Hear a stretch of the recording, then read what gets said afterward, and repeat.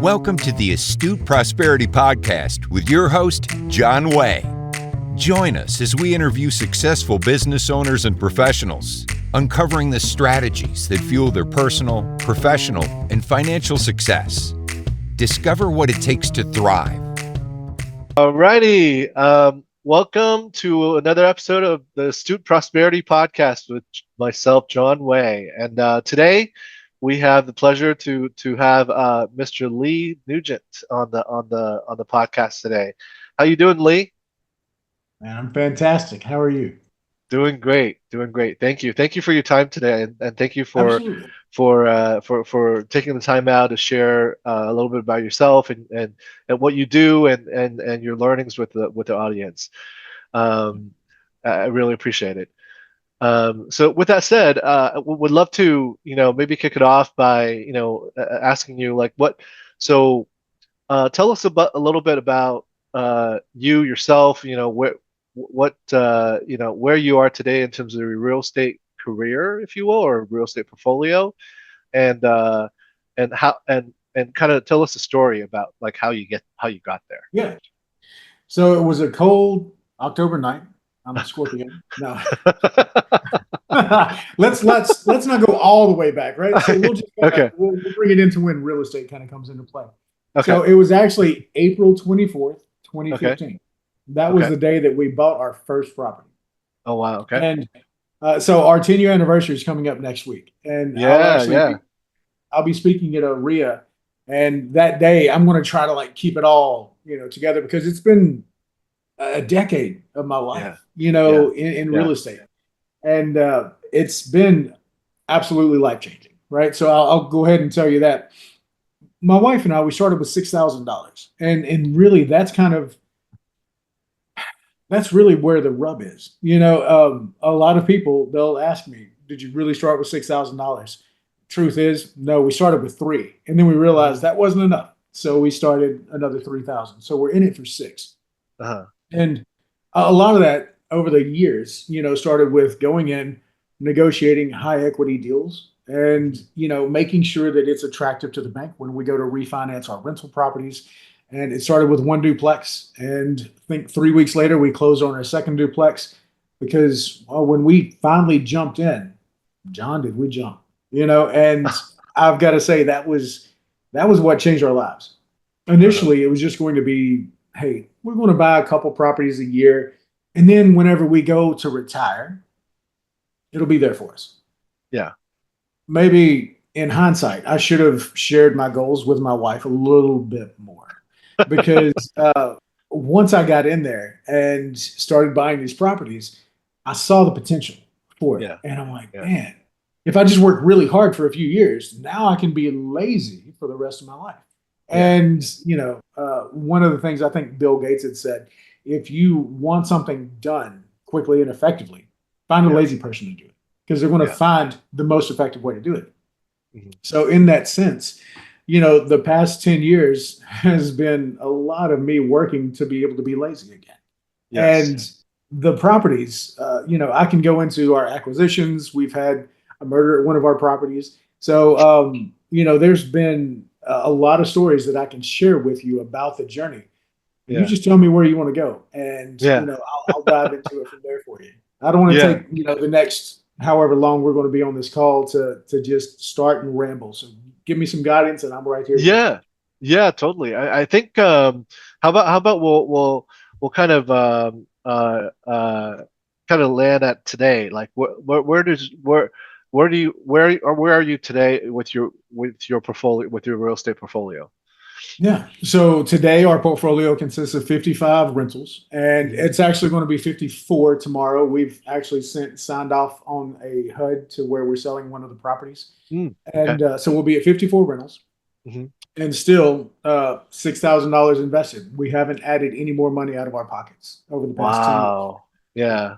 That was kind of cool. And I also have a few other projects. So right now I've got a hard money lending fund that I launched last year because in 2020 I started doing private money lending and then it took on a life of its own. So I decided to develop that business as well. There's a 90-unit apartment complex that I'm doing a capital raise for in St. Pete, Florida. So we're working on that. And continuing, again, just managing our rental property portfolio.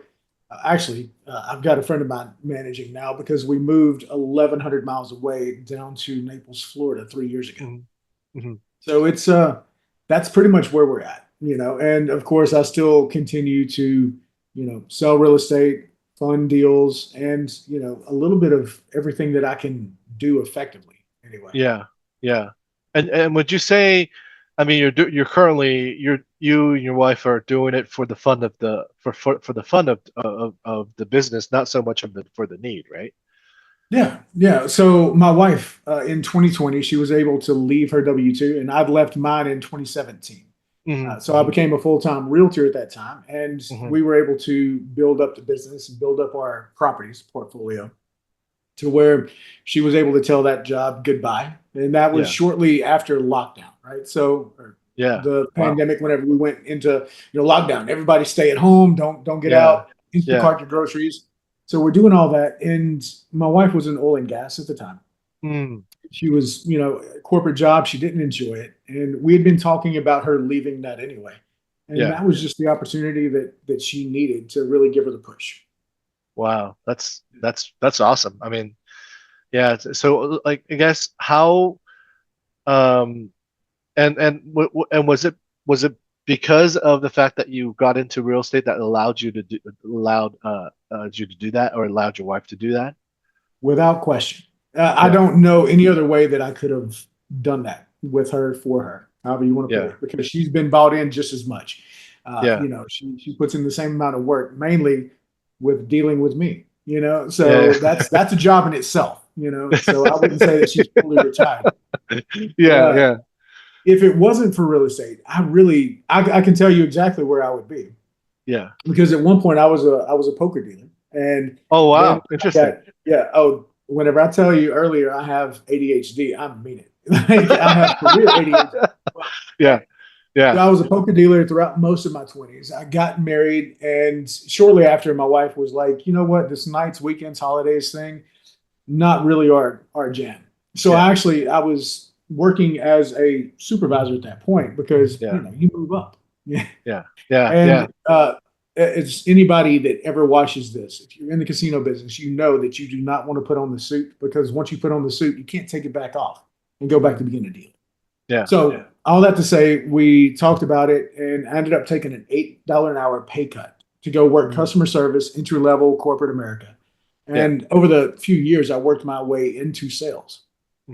Enjoyed it. And I would have to say, if it wasn't for real estate, I would probably still be in sales working for this one. Well, no, I would have probably quit or got fired by now.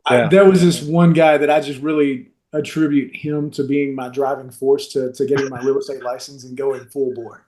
I think that I would probably be stuck in corporate America, not really feeling fulfilled, and waiting for my 3 weeks a year to be able to go and take off, Right. So if it wasn't for real estate, I think that my life would be a lot more different. Yeah. Wow. It's amazing how real estate has done so much, not, just for you, and not only for you, but for a lot of other folks. Absolutely. Yeah. So would you say, like, now that looking back, I think for the real estate career, for the last 10 years, coming up 10 years, what would you say one of your biggest takeaway or biggest learning was from these 10 years? Now, actually, I should ask you the question the other way. If you were to give one piece of advice to you yourself 10 years ago, knowing what you know, like now, like 10 years later, what would you say to yourself, like, to that 10, that you 10 years ago? Slow down, boy. don't, and I say that because whenever I'd set my mind to it that I was going to make it my full-time thing, I really did. I went pure hyper focus on things. and at the sacrifice of damage to my relationship. I'll just be honest with you. So my wife and I, as I was getting ready to leave corporate America, I knew that I had to build up my sales pipeline as a realtor, which consisted of still giving my W-2 the time that I was contracted to give them. So anything outside of that, I had to build my business. That means that I was waking up at 5 o'clock and I was, on the computer looking at the MLS, looking for things for clients. And then I would get ready, go to work, give them their time, and on my 15-minute break in the morning and in the afternoons, go out to my vehicle. And then next thing you know, I'm responding to emails, messages, trying to get that done. On lunch breaks, I'm either going and looking at houses or continuing to work. After hours, as soon as 5 o'clock was there and I was back on my time, I was showing houses or I was looking at houses, trying to find something, right? And then I would usually drag in about 9:30, 10 o'clock at night, just in time to take a shower, say goodnight, sleep, wake up and do it again. And that consisted for, I think it was the better part of 3 months consistent, right? And on the weekends, we would have a little bit of time together because she was off work. So she would ride with me while I was going to do things. But it unfortunately got to a point to where one day it was, I don't know, about 6:30, 7 o'clock. I remember this vividly because I was on a country road on the side of the road out in rural America, right? This is in Shreveport, Louisiana. And I'm eating this mediocrely cold, like gas station burrito. And if you ever had one of those, the kind of cuisine that is. And I'm talking to my wife, trying to get a couple, words in with her, say hello and everything. And she's like, I need to talk. And if you've been in a relationship for any length of time, you know that those words are that's not a good that's not a good talk. You don't want to hear it. Nobody does. Yeah. So I'm like, all right, what you got? And she said, I feel like we're just roommates. I don't see you. I don't feel like I get to talk to you. And to me, that was the toughest thing that I've dealt with to that point. I've had some challenging deals, challenging realtors and investors that I've worked with over the years, but that was the tough part because, one of the things that I did it for was her, Yeah, exactly. And accelerating our retirement because, throughout my 20s, I didn't have a 401k. I didn't do those things to build retirement. I hadn't planned for it. Yes. So in my mind, I'm working so hard for this freedom that we have now. Yeah. But it came with a cost, not just a price. So I would say kind of going back to that. And since then, we've been able to build and strengthen our relationship. And she understands that there are seasons, for celebration and seasons for work. But that being said, I would say that, going back and telling myself that years ago to, hey, make sure that you still know why you're doing it and put in that time with those people. So, if somebody's really getting out there and you're going to make it your focus and you have a relationship with someone, make sure that your partner is brought in and they share the vision, not just see it, but they share the vision because that's going to be key. That is some great advice. I really, the audience would really appreciate well earned. I'll tell you, I had to learn that lesson. Yeah. No, thank you for that advice. That is timeless advice, actually. I appreciate that. So would you, not, with that said, I think that's a pretty good point to sort of to wrap up like our show today. But I wanted to ask you, like, I usually just ask one book, but for you, I think I want to ask two books. one book for non-real estate related, and one book for a real estate related book that you would recommend for our audience today. Yeah, I could be super conceited and just say, go get my book, right? I'm not going to do that part. Oh, that's cool. I didn't know that you have a book. That's awesome. Yeah, well, I did. I wrote more so. It's called a Real Estate Investing Primer, and it's actually for free on my website. You just go there, download a PDF of it, or you can go on Amazon and get it from there. I tell people save the $13 and just go get it for free. But I would say the real estate book that and it's maybe not necessarily just real estate, but rich dad, poor dad. Obviously, that's I hate to sound so cliche and stereotypical, but it helps you start to understand and shift your mind from being an employee to being a business owner. And you have to work through those sections, right? So as you go through the cash flow quadrant, you're going to understand like, all right, my mindset had to shift so that I could achieve these things. And speaking of mindset, I would have to say Brian Tracy's No Excuses is probably just, it's one of my favorite books, and it teaches you more about detachment and also just kind of accepting these things for yourself, because through my life, I didn't have the easiest childhood. I grew up in, again, rural Louisiana. If you can't hear it in my voice, then I don't know what to tell you. But there were times we didn't have electricity. I had to go hunting at night with my father a couple times, that I can recall vividly to have food for the next day. Right. So with that, I had a lot of reasons I could have been, woe is me. It's everybody else's fault. But that book gave me such a powerful mindset shift. It said that you might not be responsible for the situation that you're in. However, you are responsible for getting out of it. And a lot of that comes down to the accountability of saying, hey, look, might not be my fault. However, it's my responsibility. So I would say No Excuses by Brian Tracy. Absolutely. That will be on my list, actually, on my daily walks to listen to it for sure. Thank you for that. I appreciate it. Absolutely. Now, if our audience wants to get a hold of you, or if you're open to it, where would you direct them to go, or how would they be able to get a hold of you? So the easiest way to do it is to go to rewithle.com. So that's rewithle.com. Okay. You can always follow me on social media. The only thing is, yes, my phone number is out there. However, please do not cold call me and ask to just pick my brain. I'm usually very protective of my time. Right. So if you reach out to me in social media DMs, then I'll respond as soon as I can. I do promise that.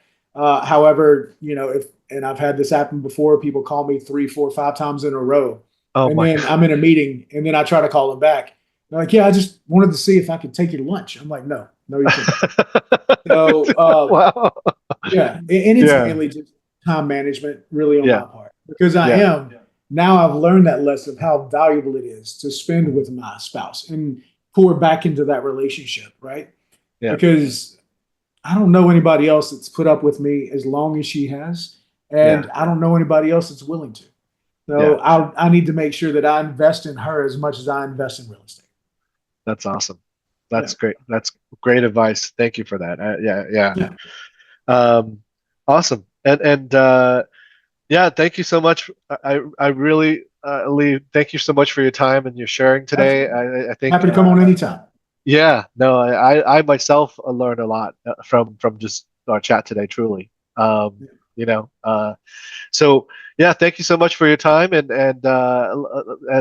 look forward to get to keeping in touch, and the best of luck to you for the rest, with your real estate future or with your. And same to you, John. I appreciate you even having me on. And just real quick, a little bit of encouragement for you. You're putting in a lot of work, and you're laying a great foundation by doing this podcast. So I'm just going to tell you, stay with it. You're great. And I look forward to, hopefully coming back on here if I didn't bore your audience too much. No, thank you. No, thank you so much. I really appreciate that and offering that. I truly appreciate it. Thank you. Thank you for the kind words. Yeah. Thank you, Lee. All right. Appreciate it. Thanks, man. You've been listening to the Astute Prosperity Podcast. Want to be featured on the show?